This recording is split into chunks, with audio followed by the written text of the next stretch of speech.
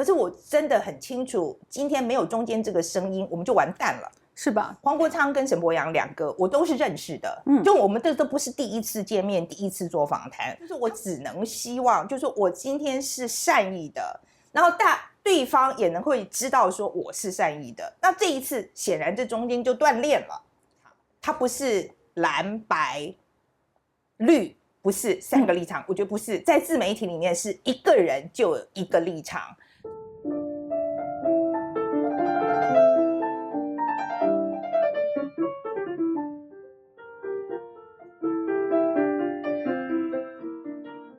范琪斐，我们你好，你好，您好，您好，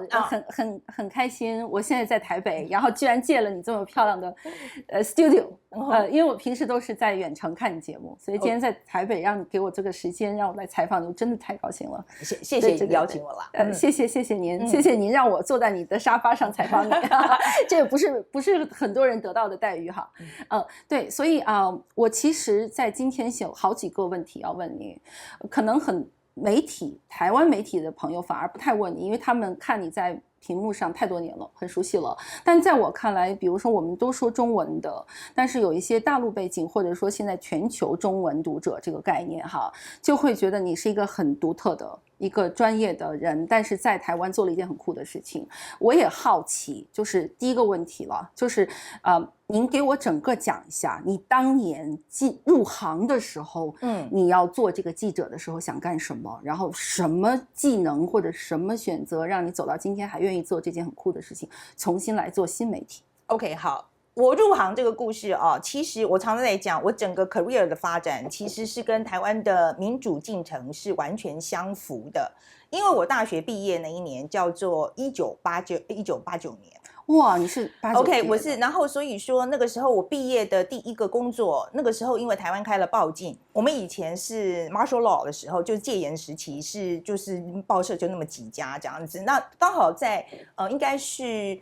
86年的时候就解了报禁，所以我毕业的时候呢就突然多了很多报社，所以那时候什么工作都找不到，唯一找到的工作叫做记者。其实是因为这样，就是因为台湾开放了这个报禁嘛，所以很多报社的工作他们找记者，所以我就进去做记者。那我进去做记者之后呢，我们很快的就是因为天安门事件的关系，它整个这个学运的风潮就其实传到台湾来。那台湾那时候就有一个百合花运动，所以它也是台湾 version 的一个那个学运这样子。那时候我因为是大学刚毕业就被叫去，他就是你才大学刚毕业，跟这个大学生可能比较能讲得上话，所以报社那时候就叫我去 cover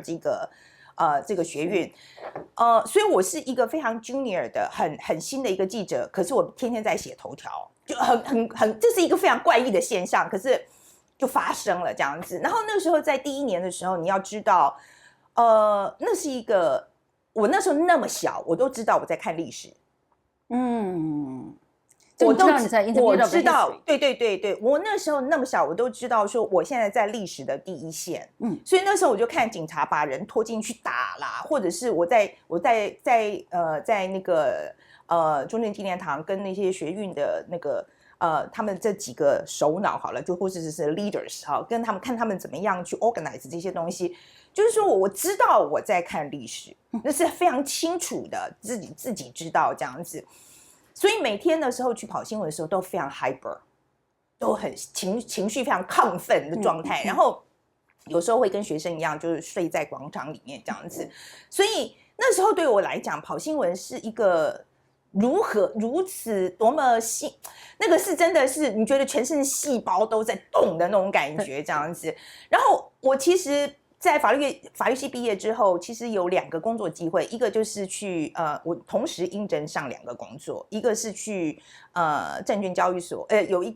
有一个公司去当交易员就是证券交易员 trader 可以赚很多钱。对，另外一个去做记者，可是我因为记者的报道时间比这个证券这一边早了2个礼拜，我就想那我先去做记者看看嘛，然后到时候我就再去赚钱就好了。我那时候是想是这样，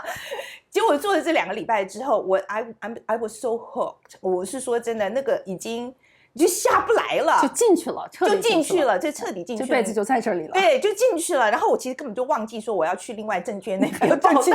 整个就忘了。所以后来就就这样开始了。后来，然后我在台湾跑新闻，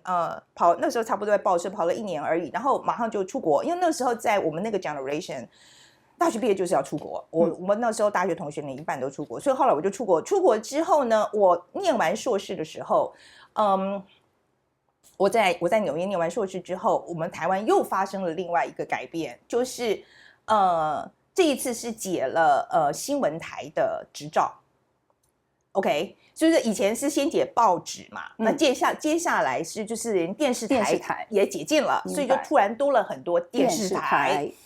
这些电视台因为要竞争，所以他们就要找驻外记者。所以我在以前你连电视台都很难进去，但是你不要想说驻外记者了。可是现在因为他这竞争激烈的关系，所以就很多这个国外的这个位置就出来了。所以我在那时候就拿到了一个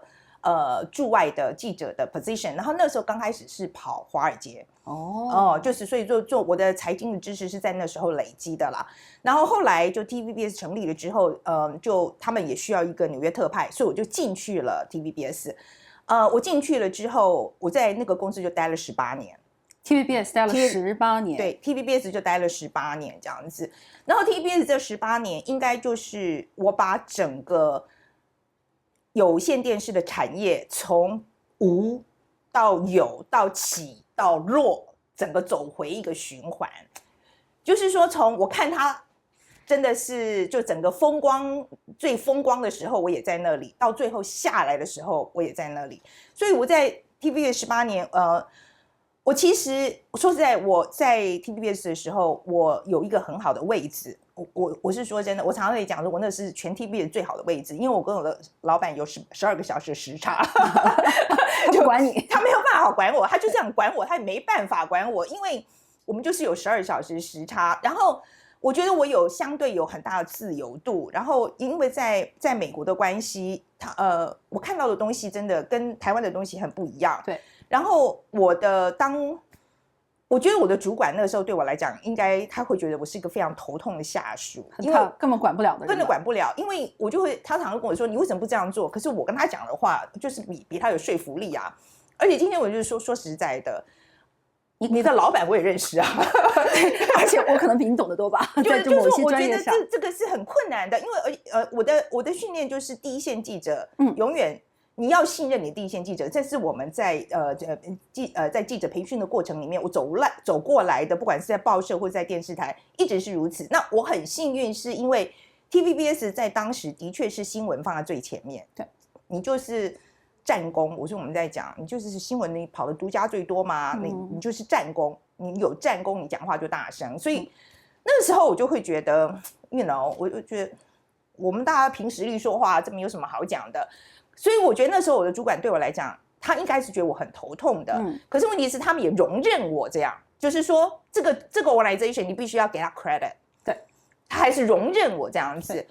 到后来是我自己受不了什么？我后来自己受不了，因为那个时候我们的商业化的情况太过严重了。然后我还记得我常常举个例子，就是说我那时候在跑一个体育新闻，就台湾一个非常有名的职棒球员叫王建民，那时候他在洋基嘛，然后那时候因为他很红，所以有线电视台巴不得24小时都塞满王建民，因为只要他出来就有收视率。所以他那时候就会一直叫我们去紧紧跟着他，他放个屁都是香的。OK， 然后然后我觉得那个有一次呢，我就举一个例子好了。有一次就是我的主管在半夜，我们美国时间的半夜1点多，跑体育是非常辛苦的一件事情啊。But anyway， 那一天晚上我们已经工作到晚上1点多了。那新闻发完之后，我的主管就打个电话给我，然后就跟我讲说，那个哪一个那时候好像是苹果吧，还是哪一个媒体报纸的，他就拍到王建民的手表，说他戴了是一个某某某某什么牌子的手表，你为什么没有这条新闻？重要吗？好，然后我当场我就说我真的没有，我就是没有这样子。好，那没办法，我就只好第二天想尽办法去补这个新闻。要怎么补呢？我就去求爷爷告奶奶，我就一直去拜托王建民说，你可不可以给我把你的储物柜给我拍一下？因为没办法，你就是因为你怎么样跟一只手表竞争呢 ？I don't know， OK？ 因为就是你怎么样，就说你就是觉得这是一条超级不重要的新闻，可是你的主管就是觉得你漏新闻啊，那你屁呀，这叫什么新闻啊？我就只好去补啊。那所以第二天我就一直要去拜托，为了要补一条烂新闻，我就要去拜托王建民，我要去拜托王建民的这个翻译，我要去拜托杨金的公关，我甚至连他们的 manager 都要去要去打一个招呼。为什么呢？因为我们记者来球场，照理说你只能报他球场上的新闻，对呀，这种是他私人的事情。你怎么跟美国的同行解释这个事儿？这么八卦、私人的事情，对，所以你就必须要用你平常的，你在跟他们去那么所有的 credit 就扎在这一条我认为很无聊的新闻上面，然后这样的事情会不断的发生。可是我说实在，我也不怪我的主管，因为我知道在台湾这条新闻出来的时候，他受到有多大的压力。所以我现在讲就是说，当时的环境就是很糟嘛。我觉得就是很糟，可是我那时候我常常跟我的主管讲说，如果你们的特派员就是要做这样的新闻，我真的觉得我不适任，你们应该要把我换掉 ，OK？ 可是他们又不想要我走，所以后来就派我去做节目啊什么什么的。可是总而言之，到最后是没有办法的。我觉得这个东西就是因为我想要做的事情跟这个产业，就是这个公司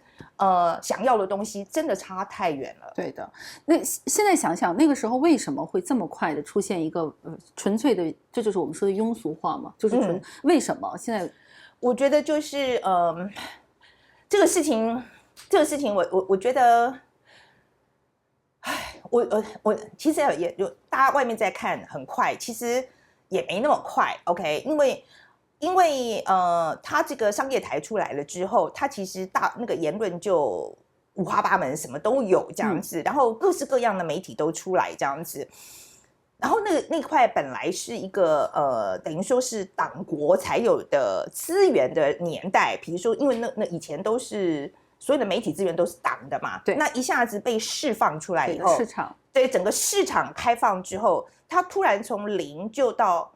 家到100家，就会反弹，有一个自由的反弹。对，很快，它这个就是大家都要进来分一杯羹，所以它的这个竞争的情况非常的严重。所以你说今天它整个商业化，它其实就是我觉得就是自由竞争的结果啊。然后，可是真的要讨论的是，新闻是不是应该让它完全的由市场来决定？对，这件事情是要讨论的。可是，在当时，我觉得没有这个讨论，反正总而言之就变成这个样子了。OK， 就变成这个样子了。因为如果说你今天觉得新闻对于民主很重要的话，那国家应该要出钱啊。对啊 ，right？ 像欧洲的做法，很多有些所谓的公共电视台。对，可是我们的台湾的时候的情况比较像美国的情况，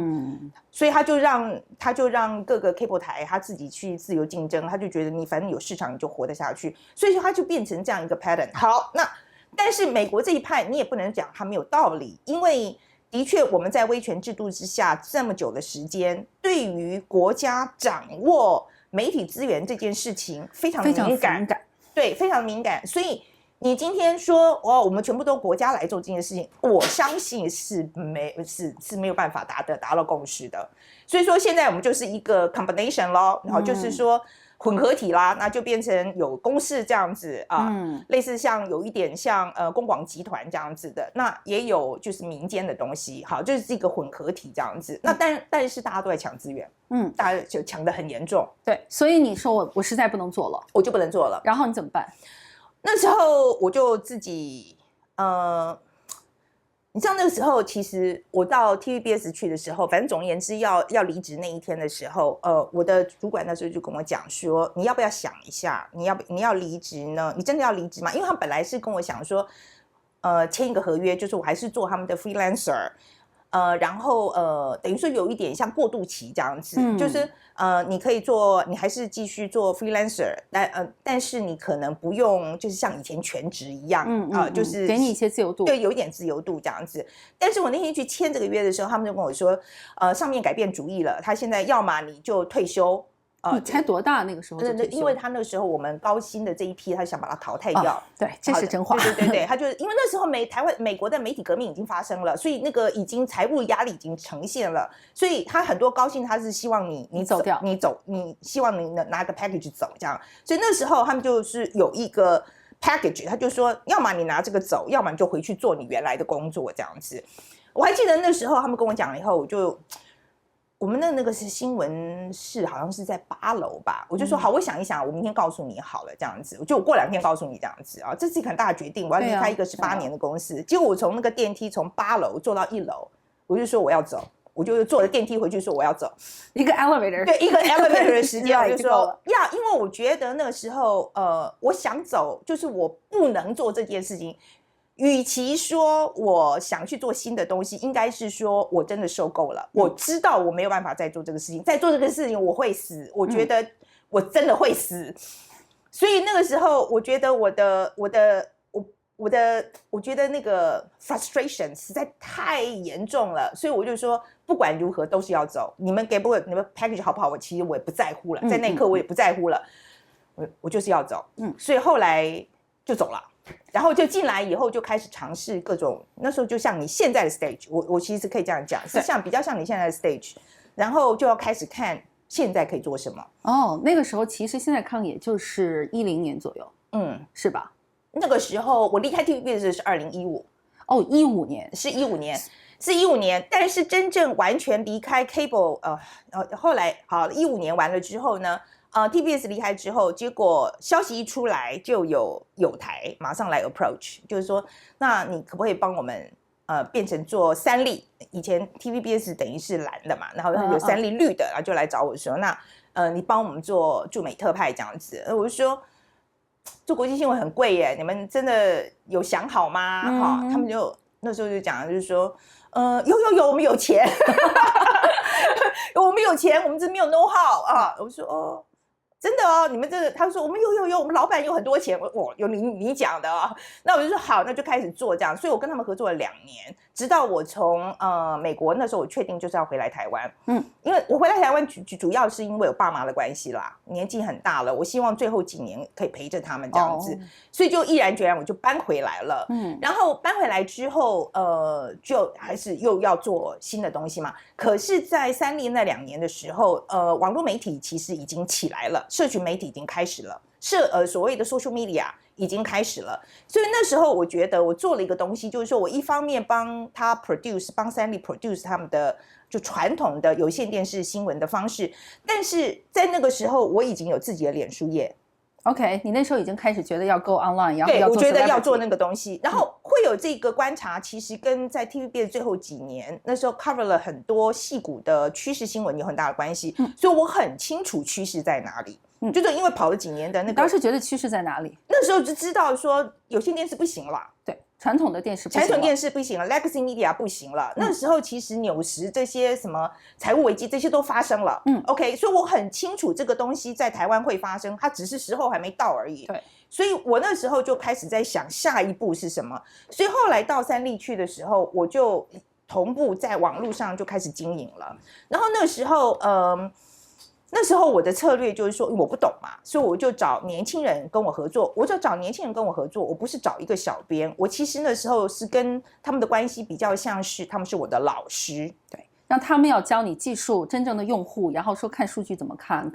用户习惯到底怎么看。他们是真的手把手，就是我那时候的那个张嘉玲是我就常常讲，他是我的老师，他真的手把手教我这脸书这个account 怎么开，然后可以怎么样做新闻。然后他们会觉得说，范姐你写的东西很无聊，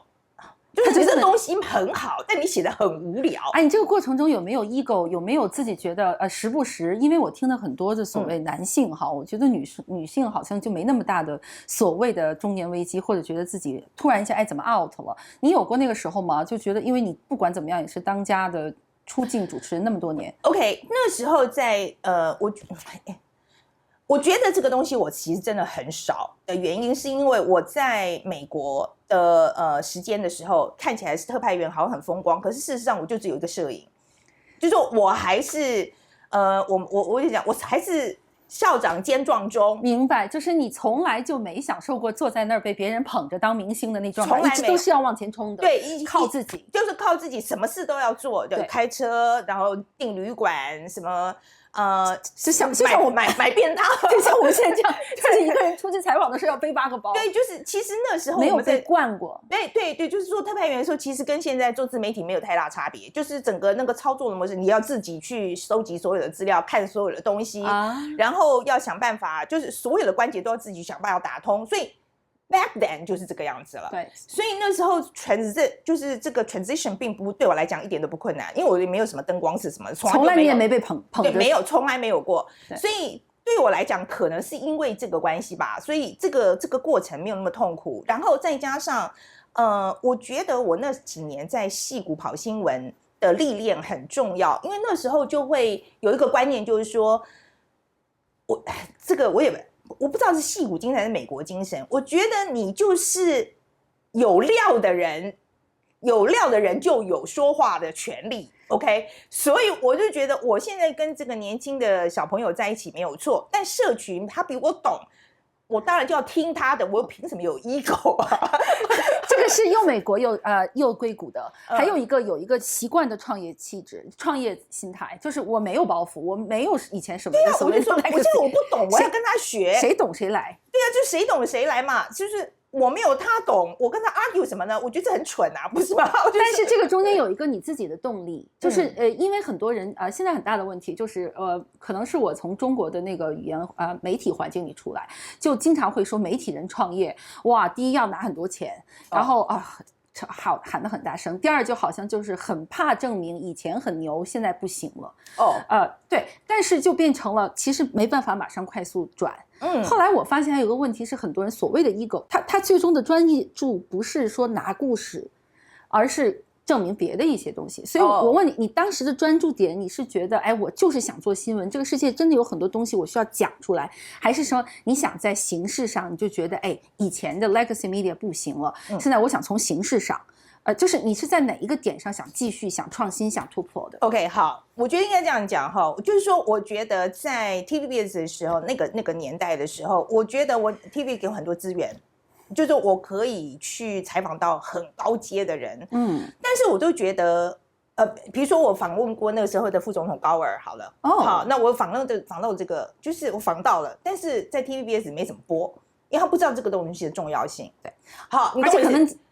能就给你3分钟，对，三分钟还不错，下午2点播掉了，就这样子 ，OK， 好，就是说，所以我就觉得，我那时候就觉得说，那我那么用力去跑这个新闻干什么？对，好，那所以可是我那时候就知道说，这个媒体，这个媒体的问题，就是不是在我身上，我跑新闻的能力，而是怎么样去走 last mile， 怎么样到观众这个部分要怎么样解决？对。就是问题在这里，完全是从就是不再是我给你们看，是真的是因为观众有这个需求，我要想着怎么去满足他们的需求，对，是吧？这个最后面就是说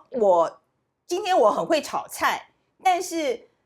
somehow 我的顾客就不上门，所以这个最后面这个东西要怎么样解决？OK， 好，所以我那时候想的是这个东西。所以到3立的时候，就想办法要解决这东西。这是为什么？我除了做传统媒体之外，我同步会做网络，因为我就是希望说把这个东西解决掉，就是说，用网络的新媒体的特性，也许可以更容易接触到观众，就是跟观众的这个沟通会更容易一点。那我觉得在3立的这个 model 没有办法完全解决这个问题，所以后来就是在进入社群之后，我是真的觉得它就让我觉得如鱼得水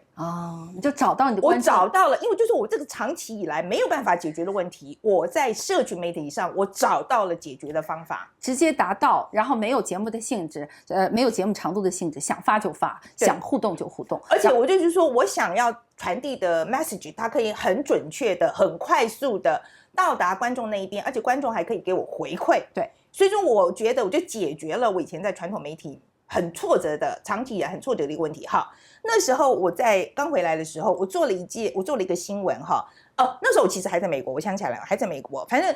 那时候我做了一个新闻，就是一个有关于白宫的发言人讲脏话的那个事情。好，然后 anyway 那个事情新闻没有那么重要，但是我那时候做了一个事情，就是我把那个脏话的那个英文版。我就放到网络上，然后我就说今天这些脏话你们用中文会怎么翻？这个。然后那个很多网友就上来这个是要怎么样怎么翻，就说这个什么比如说很脏啊，就是反正就是很多脏话，就这个应该怎么办？对，很多。然后呢，我就把他们的话编到我的新闻里面，我就说那这个东西呢，他讲这个话，那我们的网友 A 就说应该要这样翻，网友 B 我觉得更有才，这样翻。我那条新闻在脸书上，我们是那个就真的突破了，就整个爆了，那一条好像就是有100万了。因为你会互动嘛，然后你破了嘛，然后你那么高的哇，那个驻外记者居然教我们说脏话，玩脏话，就是突破了。从 storytelling， 从 format， 你自己就不绑自己的手脚，没错，然后所以我就是说，那个东西就给我很大的启发，我就说是很有启发，很大的启发，就说就是你就反正社群媒体多好玩啊，你每天可以玩不一样的东西，你可以每天有各种不同的方式去跟观众互动，你的 message 可以用各种不同的方式来讲。然后你看这传播力多么大，对 ，OK， 所以后来我就会觉得说，你在社群上，它给你一个，就是我觉得其实很简单，就是这个科技给了我一个解决的方法，所以你就真的很玩起来了，我就玩起来了，对，而且经常会看到你的状态哈，现在就是几个问题，一个是你好像天生就杀到了最自由的环境里头面，但有的时候我知道，包括有台湾的朋友也跟我讲说，你一定要问他这个问题，说当年其实在 TVBS 是偏蓝的，甚至后来其实很红的，就他们很努力的要进中国，所以也曾经到你回来台湾的时候，因为那个时候又开始民进党嘛，什么蓝字，很多人是不太相信你的，就还太相信我，对，因为我在 TVB 做很久的关系，这是一个。第二个还有一个就是我台湾的观众朋友们哈，真的带了，他们很希望我用外国人的视角来问你，他们就说觉得你那个有一种莫名其妙的优越感，然后很多人就酸你，就觉得你凭什么教我们啊？你当时知道这些事吗？或者现在你回头听听这些评论，你怎么想？我觉得说，就是说，我觉得立场这个东西啦，我们先讲立场这个东西哈。立场这个东西，我觉得在自媒体里面，一个人一个立场，它不是蓝白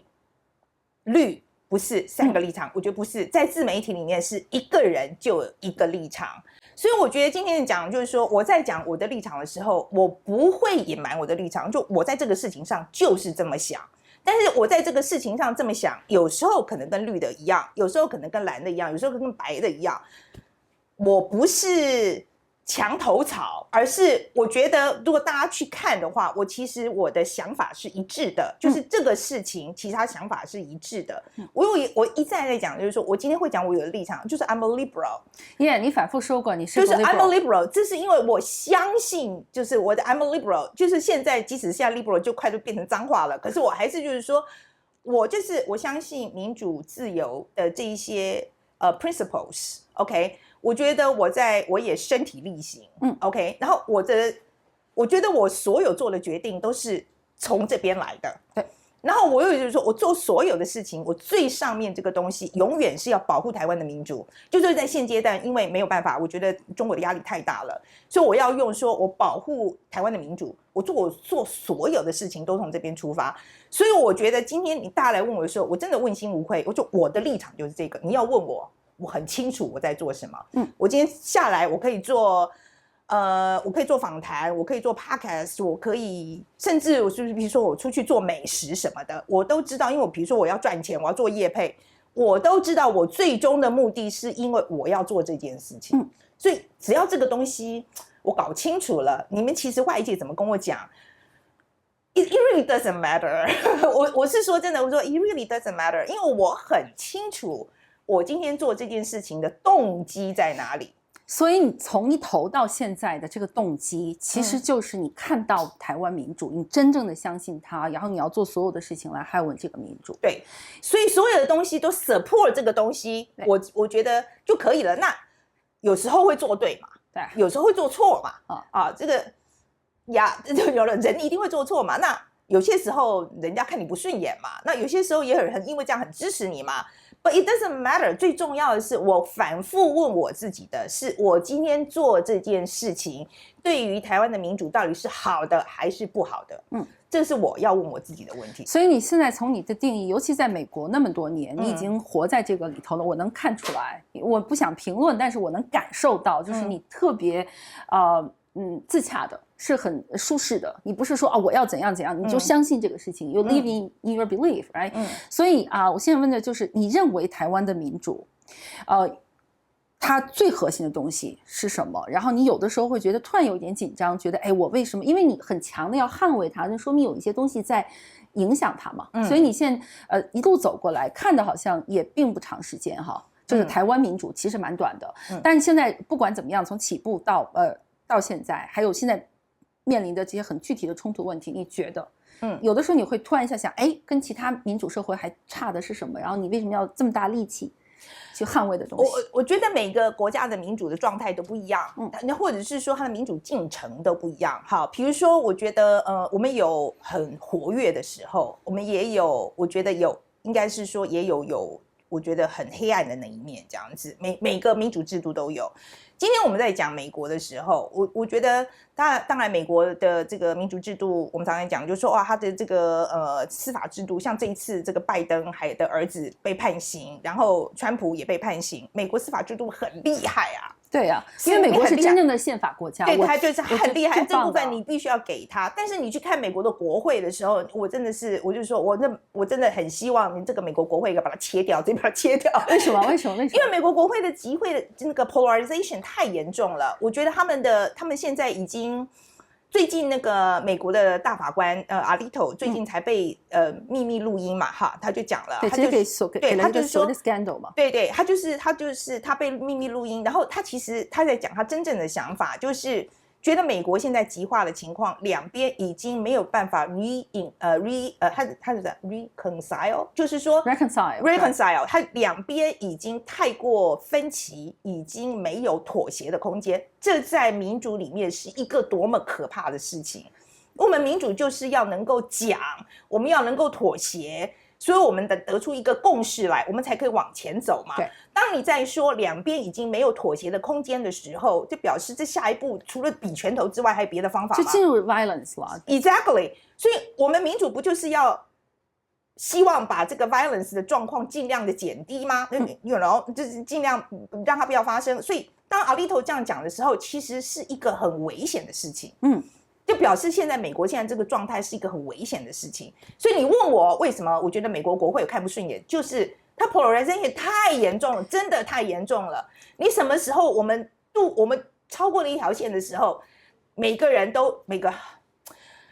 这真的实在是，我觉得他们每一个人都在讲说，都是因为你上次做了什么这么过分，所以我现在才要做到比你更过分。我现在看到台湾的国会就 exactly 在发生同样的事情。我就想问你这个问题呢，就是你为什么最近这么，你最近其实又被我都不太懂这个词叫什么被延被延上被延上，这两天你又成了争议人物好几次了啊。但最近这一次，你为什么这么着急的要做这个事？是不是因为看到美国的这个？还有就是整个你看这次台湾这次立法院的问题，你说我很着急的做这件事情是做哪一件事这是最近很我的感觉就是因为这是非常对我很你说国会改革法案嘛？对的。为什么我一定要谈这件事情？是的，然后很密集的，然后有一点，因为你的表情很严肃，不像我们现在这么开心的这种聊好，你就觉得好像是 OK， 黄国昌来我这儿了，采访2个多小时，你们要被剪辑的。被剪辑就是被剪辑，被剪辑之外，你还是拿了一个全本的，然后你也找了沈博阳，对，铺马，对，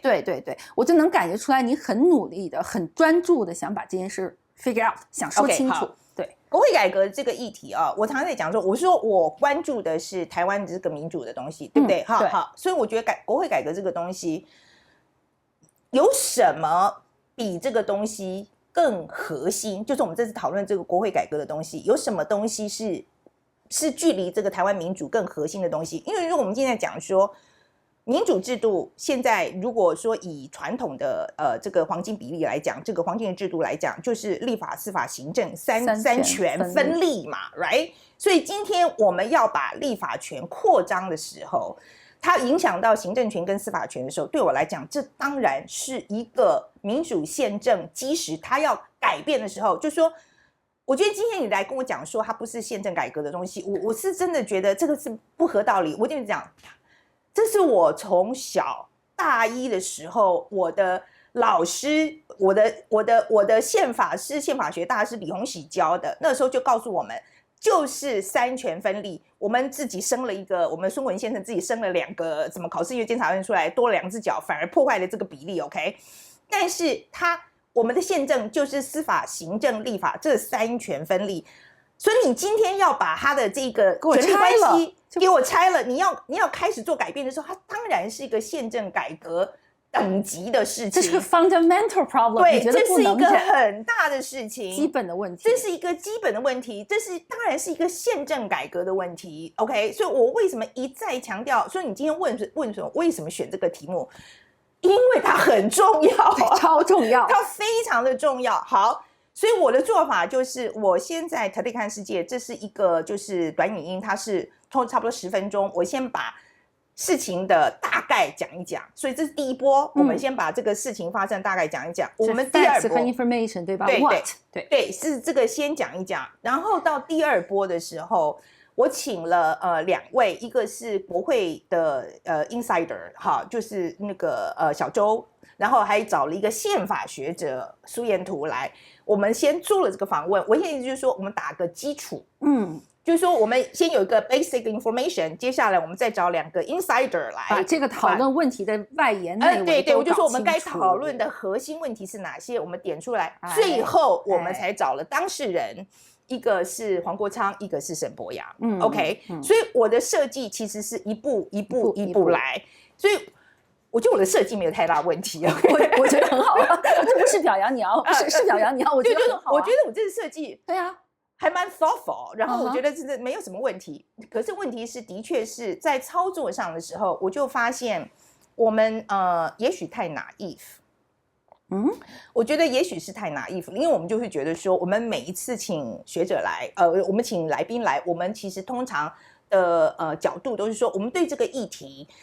有这些问题，所以我们找一个在这个领域里面的专家来帮我们释疑。就是匪夷所思一直都是这样一个节目，我们并不是找一个人来辩论。明白 ？OK， 我要把他身上最好的东西拿出来听。对，就是说我们有这些问题，就是说，核能。很多人都说这个核电有很危险呐，就是什么核废料去哪里啊？那是不是真的这样？我们请一个核电专家来帮我们解释啊。那比如说我们现在在讲说我们的劳保设计好不好？我们找一个劳保的学者来解释这个东西。我有这个疑问，请专家来跟我们解释。所以我从来就不觉得说我需要跟他讨。我从来就不觉得我是在跟他辩论，或是要跟他吵架。就是你不是第一，你不是挖坑，就北京话就是你不是挖坑让他来跳的。第二，你不是需要跟他吵架把他打倒的，你是要从他身上听到最好的东西。我们大家很多人，不要说大家了，我们很多人有这个疑问。那好了，那你也告诉我，就是说这个疑问的答案是什么？就你怎么想？我觉得也不一定每个人都会有答案，就是你怎么想这样子。所以，可是我觉得在这个操作的过程里面，我就会讲到，就是说，其实黄国昌跟沈伯洋2个我都是认识的，就我们这都不是第一次见面，第一次做访谈。他们2个就，黄国昌是我去上他节目，我给他访，然后后来是他来我们匪夷所思，我们访过，所以这是我们第3次见面，这我们第3次见面。沈伯洋很多次了，就是从以前到现在访过很多次，2个人我都是认识的。所以我觉得这一次过了之后，我就会发现，我觉得他们变了。我看你有访谈里讲过，说你觉得他们变了，变什么？我真的觉得变了，跟我以前认识的2个人不大一样。因为就这一次就是这个国会改革法案的这个实在太激烈，太激烈。我觉得他们都比以前，对，我觉得最重要的一件事，我觉得是对彼此的信任度都降低了，对人 in general 的信任度降低了。OK， 好，所以我就会觉得在这个事情上变得很敏感，因为是比如说我觉得如果说我们还有一点基础的信任的时候，有些时候你话可以讲的不用那么的严谨，不会出事，你可以 relax 嘛，你可以讲多一点，对，就有信任感，你会有信任感吗？那我也知道我这样讲，不会得罪你 ，OK， 就是说。我觉得，就是我自己觉得，就是说我们以前也是认识的啊，所以我们今天来，然后我们访问的时候，虽然有些问题比较 tough， 可是我觉得基本上态度应该是友好的。而且就算是 tough question， 他应该知道这不是你个人的，就是 nothing personal。好，你是带来公众的疑问，或者这是一个真问题，需要他回答的。其实你给了他回答机会。对，这是我的想法嘛，哈。可是人家可能不是这样想嘛，就是我懂的意思，就是说，我觉得你可以这样想，但是人家可以觉得说，你表现出来态度就不是这样，或是你做的事情就不是这样，这是有可能的。就是说，我觉得这还是在。我常常在讲，我说我们是做传播的，我发出来的这个 message 是这样，但是你永远不能 guarantee 你接受的那一方是100%就收到这个讯息。这 in between 的时候，其实有时候是会比如说会失掉10%的真或20%的真，或者是怎么样，就是说误会是这样产生的嘛 ，right？ 所以我意思就是说，我觉得是这样，可是对方可能他觉得我的行为就不是这样，这是有可能的。我听着下来哈，也可能是我从一些dark psychology 受到影响多一点，就是因为研究宣传 propaganda， 有的时候你会发现政治里面，当这个政治的目标不是个人化的，但它就是个人的 agent， 个人是权力的 agent， 它就会变成把你这个任何一次媒体曝光当做一种宣传。那宣传的话，它其实就有一个所谓的绝对目标和冲突在里面，这个冲突是不可调和的。他就会觉得这个时候我们不是对朋友的对话，是你这个这么有名的节目匪夷所思，我在你这个上面我要实现一个什么样的宣传目的？因为其实宣传和政治它是永远是两个手一起在往前走的，有的时候是蛮有这个东西我也没有办法，就说我没有办法证实，就是你懂我意思吗？这个对我来讲就是我们就是这还是在猜，你懂我意思？是，明白。对，就是说这个还是猜，但我就不想猜，我不想猜，因为我一再就讲，就是说我希望，就是我只能希望，就是说我今天是善意的，然后对方也能会知道说我是善意的。那这一次显然这中间就断裂了 ，OK， 就是说我觉得我是善意这件事情，在对方的解读他就不是，所以这个东西要解决。怎么解决？你现在跟他们还私下有联系要聊一聊吗？还是怎么讲的？我现在在想，就是我的确是想，就是去 approach， 就是说就跟他讲，就是说如果有什么误会，我们大家讲清楚。我希望我还有这个机会跟你讲清楚、解释清楚这样子。但是现在很敏感，主要是我觉得好像讲什么都错的时候。所以我觉得我可能会让他冷一阵子，再去 approach 看看，那看看对方态度怎么样啊？不理我也没办法。可是我觉得，今天如果说我们想要做一个，其实我觉得我的想法一直就是说，我希望能够打开这个公共讨论的空间。可是你要打开这个公共讨论的空间，大家的善意是必要的。因为如果一上来大家就是喊打喊杀的话，你怎么讨论？你没办法讨论的。所以我觉得。如果唯一解套的方法就是，我觉得我必须要去做这件事，我必须要去再试一次，再试一次，就是说我是善意的，我希望你可以相信我，你可以以后永远不接受我访谈，但是我希望你至少知道说我这一次是善意的。那对方能够买单不能买单，这个我是没有办法控制的事情。可是我觉得我可能要做了这件事，我才会觉得我这件事做完了。我听明白了，也就是说，其实你真的没有所谓的党派的支持，因为我也看了你底下很多评论，还有其他节目的，基本上我是硬看，我看不下去，因为就觉得非常具体的，包括我的节目下面都不那么多的粉丝都会有很多蓝的、绿的，就会给你贴很多标签，你可能其实那个时候没有在想蓝和绿，你是真的在，还是说你也有考虑过？我其实真的没有在想这个事情。其实对我来讲，我常常在讲，就是说这个法案在还没有通过之前，它是一个蓝白的提案，通过的就是国家的问题。它现在通过的是我们大家的法律了，这是我们大家的法律了。现在它不再是蓝白提案了，这是我们大家的法律了。所以如果这个法律有什么问题，我们想办法有洞的地方把它补起来，讲不清楚的地方我们把它讲清楚。我的用意真的是这样而已。所以今天你要跟我说这个事情，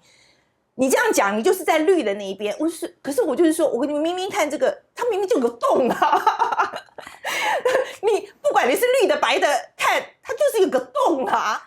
而且我觉得这个是真的，不管你因为一听有一点好像我都想说出来，你好爱国，你好爱台湾呢，但突然觉得这个词很敏感，不想说哈。就是因为媒体人要超越很多这些东西，但是其实有一个就是 for the public good。就现在越来越发现，刚才我们warm up 的时候也在讨论，其实你会发现这个舆论场里面，你很多时候讨论的是公共价值，但是会被流量卷起来，会被个人的一些胜负卷起来，还有现在就是很具体的政治，而且现在我从外面看到的，真的就是说蓝白绿在立法院这个地方要 battle， 因为总统选举的这个 battle 已经结束了。但这个其实就是你刚才说到美国现在的问题。但是美国去年上一次我还要问你这个问题，因为你也是明确反过川的，所以其实很多川粉也打你。但现在会知道，当川粉面对川普在法律上出问题的时候，他们接受不接受都会意识到这是国家的事情。所以你回到台湾这个问题，就你好像也卡在这个地方了，你在用一些非常绝对很清晰的法律和国家的利益概念来讨论一些必然涉及到粉丝啊什么蓝绿啊这些东西。这个过程中间你想过没有，为什么会有这么大的冲突？是你太超前了，还是现在的公共讨论的问题，还是政治也过于极化了，党派化？我觉得社群媒体的兴起，我们刚才讲到，就是说它的确是一个很好的工具，就是让我们更跟就是我们的受众的关系拉近了，拉得非常的近。但是现在它造成另外一个问题，就是说每个人都有它的发声的管道嘛，然后有同温层的问题，所以它的确又造成了另外一组问题，就是它这一组问题跟以前传统媒体造成的问题可能不相上下，它也许性质不大一样，但是它造成的问题也很严重，这样子。我觉得现在的现况就是这样，因为它现况，因为社群媒体崛起之后呢，就把整个社会变得更破碎化，它变得就是彼此之间大家的这个极化的情况更为严重，这个已经是事实了。你只能够去 deal with it。我觉得这个没有你，因为你要嘛就是我说只有，其实我在看这个问题的时候，我只有2个选择，一个就是我 deal with it，deal with it 就是说我想办法还是要跟粉丝沟通啊，不管是黑粉还是说我们真正的铁粉，就是你要想办法跟他们沟通。我一个是这样，另外一个就是我整个撤出来，我就是不做了。我只有这2个选择。所以你现在选择是什么？当然是努力沟通啊。我觉得现在我还在努力沟通，可是我现在并且讲就是说，像我这样想法的，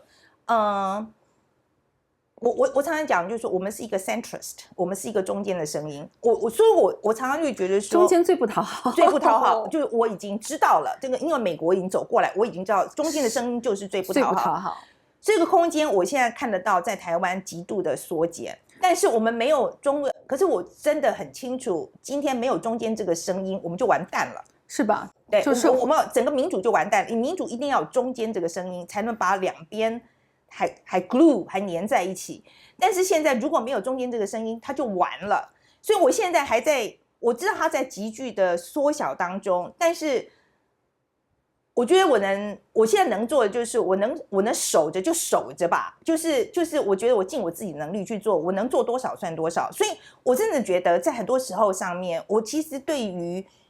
法案本身我其实没有太多定论，我最重要的是我们大家都同意就好了。明白，其实你在完全从法律思维、法律人的思维，从程序上，程序要正义，程序要透明，要把这个程序走下去，这也就是民主嘛。就是你大家同意，但是不要再同意就好了。至于同意出来的版本是谁的版本，我真的不在乎。我现在真的可以很负责的讲这句话。今天这是黄国昌版本也好，是沈伯洋版本也好，只要我们大家过了这个法案，它就是我们大家的法案。我觉得只要大家都同意就好了。那现在有一些什么问题，想办法解决就是了。可是我觉得，当我在说这句话的时候，就有人就说：“你这样子就是绿的，你这样就是这个事情，我觉得这个事情我没办法解决啦。因为就是我常常在讲，就是说，人家就一定要说我是绿营侧翼，我说我觉得我不是啊，你要说我是，我没办法。我说我是女的，你要说我是男的，那我也没办法。还有人说你不配做绿营侧翼，我看说，说你为什么不配，我也不懂。对呀，就是说随便你们讲啦，反正大家就是说你硬要说我是什么，我觉得我不是就好了。哎，我自己心里清楚，我不是就好了。所以就问你，你真的不会被评论左右吗？你花时间看评论吗？我看，可是我现在已经我有很多 staff 嘛，哈，那我们 staff 会分着看，然后可是那个东西很消耗，会影响你情绪吗？